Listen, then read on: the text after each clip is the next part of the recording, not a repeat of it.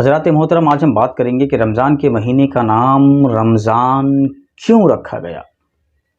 حضرت علامہ مفتی احمد یار خان نعیمی تفسیر نعیمی میں لکھتے ہیں، جس کا خلاصہ یہ ہے کہ رمضان یا تو رحمان کی طرح اللہ عز و جل کا نام ہے، لہٰذا شہر رمضان کا مطلب یہ ہے کہ یہ اللہ تعالیٰ کا مہینہ ہے، یعنی اس مہینے میں جو بھی جائز کام کیا جائے، مثلا سونا، جاگنا، اٹھنا، بیٹھنا، کھانا پینا، نوکری، تجارت وغیرہ، روزہ دار کا ہر کام اللہ عز و جل کا سمجھا جاتا ہے اور سب عبادت میں شمار کیا جاتا ہے، یا یہ رمضاء سے بنا ہے۔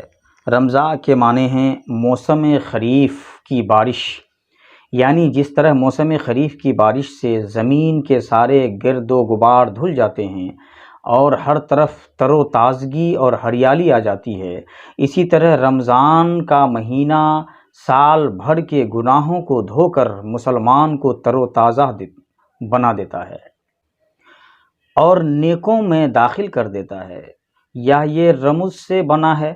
رمز کے معنی آگ کی بھٹی، یعنی جس طرح ایک زنگ لگا ہوا لوہا، اس کی کچھ قدر و قیمت نہیں ہے، اس کو آگ کی بھٹی میں ڈال کر اس پر ہتھوڑے چلا دیا جائے تو اس کے سارے زنگ دور ہو جاتے ہیں اور وہ ایک بیش قیمت سامان بن جاتا ہے۔ ایسے ہی رمضان المبارک کا مہینہ گنہگار مسلمانوں کے لیے آگ کی ایک بھٹی کی طرح ہے۔